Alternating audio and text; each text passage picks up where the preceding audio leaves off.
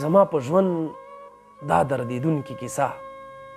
زما په ژوند دا دردیدونکې کیسه زما په ژوند دا دردیدونکې کیسه درته کومه ژړیدونکې کیسه د جمعې ورځ وه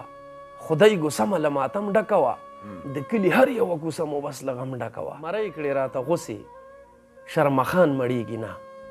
مرۍ کړې راته غوسې شرمخان مړیږي نه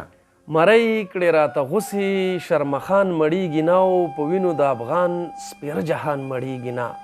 واه واه بسم الله الرحمن الرحیم قدرمنو کتونکو سمر افریدیم علام رو جوړ خوشحال لرا دا وخت تاسو ګورئ انګازي ټي وي او ما سره ډېر خوږژبی شاعر جابر خطاب موجود دی راځو د طرف ته خبرونه زه راتېرېږم خپلو خبرونه د سره څو مختصر خبرې هم کوو د ده نه څه اورو چې دی موږ ته څه راپېرزو کوي نو راځئ چې د انګازي ټي وي ټول مینوال کتونکي اورېدونکي جابر خطاب ته ستړي مه شي په خیر علي څه وې راپېرزو کوي کتونکي اورېدونکي هم بور کولو ته نه پرېږدو موږ یو شي څه درنه واورو ها شعرونه داسې دي چې مرۍ کړې راته غوسې شرمخان مړیږي نه مرۍ کړې راته غوسې شرمخان مړیږي نه مرۍ کړې راته غوسې شرمخان مړیږي نه او په وینو د افغان سپېره جهان مړیږي نه واه واه دا داسې لیونی دی د خپل ځانه غوښې وشلی دا داسې لیونی دی د خپل ځانه غوښې وشلی دا خپلې غوښې خوري خو په خپل ځان مړیږي نه واه واه ډېر ښکلی او بیا شعر دی پکې چې زما د تن په وینو یې بچو ته محل جوړ که بیا هم زما په وینو خائنان مړیږي نه ډېر ښه او غزل دی سمر صاحب چې درنه قربان مو کړي چنار چنار ځوانۍ خاورې سمر صاحب غزل دی ښه درنه قربان مو کړي درنه قربان مو کړي چنار چنار ځوانۍ خاورې ته مو غلامه نه کړې ای د ازادۍ خاورې واه او موږ د پردو په لمسون خپلو کې یو بل وژنو موږ د پردو په لمسون خپلو کې یو بل وژنو موږ د پردو په لمسون خپلو کې یو بل وژنو خاونده واړوه زموږ په دښمنۍ خاورې ډېر ښکلی ډېر ښکلی او بیا شعر دی پکې چې په هغه ورځ مې د زړګي نه یو الله خبر و په هغه ورځ مې د زړګي نه یو الله خبر و هغه داسې کسان چې مور خو ډېر شیرین شی دی وفات شوي که نه هغې ته ډالۍ چې په هغه ورځ مې د زړګي نه یو الله خبر و بلچه په لاس مې اړولې په ابۍ خاورې او ستاسو راتلونکي ته همدغه لاره ما سره وه ځکه مې باد کړلې په خپلې زندګۍ خاورې واه واه واه بیا وایه ستاسو راتلونکي ته همدغه لاره ما سره وه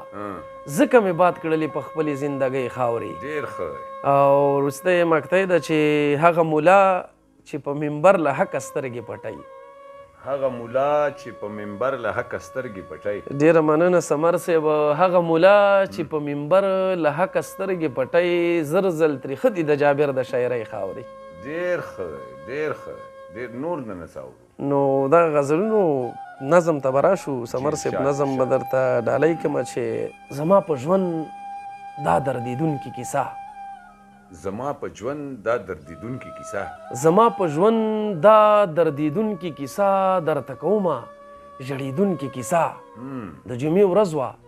خدای ګوسمه له ماتم ډکه وه د کلي هر یوه کوڅه مو بس له غم ډکه وه جومات له لاړم مولوي صاحب کیسې کولې مونږ ته اسلام ښوده او مونږ ته یې مسلې کولې له ځانه نه ومه خبر چې به ټوټه پرې وځم له ځانه نه ومه خبر چې به ټوټه پرې وځم زه وم په تمه چې به خدای له په سجده پرې وځم ناڅاپه درس شلو قیامت جوړ شو غوغا جوړه شوه د خدای په کور کې وحشتناکه کربلا جوړه شوه ویره او ژړا شوه په ماتم بدله د جمعې جمع شوه په غم بدله ویره او ژړا شوه په ماتم بدله د جمعې جمع شوه په غم بدله د چا لاسونه د چا غوښې د چا پښې پرتې وي د چا د تن وینې د چا د تن ټوټې پرتې وي او یو لاس مې ولید ګوته یې جیګه ورېښتیا یادو یو لاس مې ولید ګوته یې جیګه ورېښتیا یادو د دغې ګوتې معنی دا وه چې الله یې یادو نو لاسونه یې مات شه چې پر موږ چا دا فساد کړی دی د خدای ظالمه د خدای کور کې چا جهاد کړی دی لاسونه یې مات شه چې پر موږ چا دا فساد کړی دی د خدای ظالمه د خدای کور کې چا جهاد کړی دی د اسلامیت ټولو خبرو ته د غوږ ایښی او د حقانیت ټولو خبرو ته دې غوږ ایښی و، په سترګو ړوند وې، قرآنونه درته نه ښکارېدل، د الله کور او کتابونه درته نه ښکارېدل، د خدای په کور کې دې شهید کړم د پردو په امر، دلته کې راغلې د بېدینه څو سړو په امر.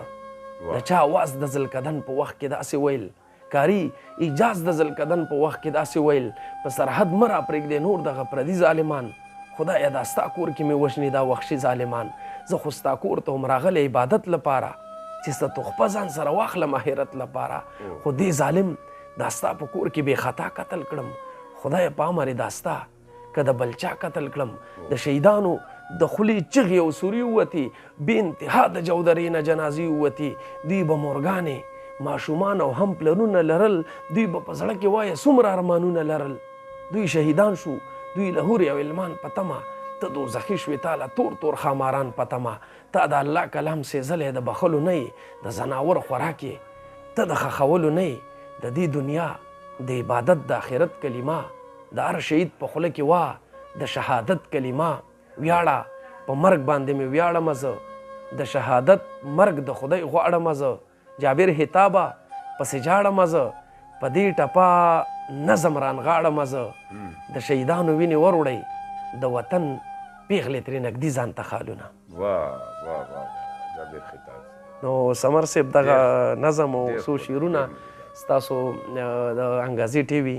ټولو لیدونکو ته په ډېره مینه باندې ډالۍ کوم او دا اواز پې کومه چې ستاسو دغه ادبي هلې ځلې ګوري، دا مخکې د ملګرو سره شریکوي شعر کې هغه زمونږ او ستاسو چې کوم شاعران د قام دپاره د دغه پښتون قام دپاره کم د دوی انځورګري کې د دوی نیمګړتیا راخلي، د دوی مشکلات ستونزې په دوی چې کوم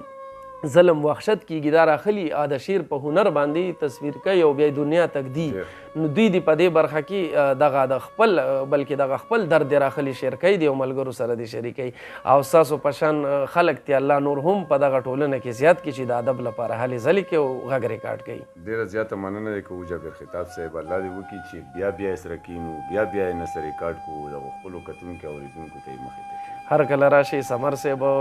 دا ستاسو خپل ځای دی او مونږ تاسو ته هر وخت سترګې په لار یو. ډېره زیاته مننه، تکلیف هم بخښنه کوئ. یو ځای ډېره مننه.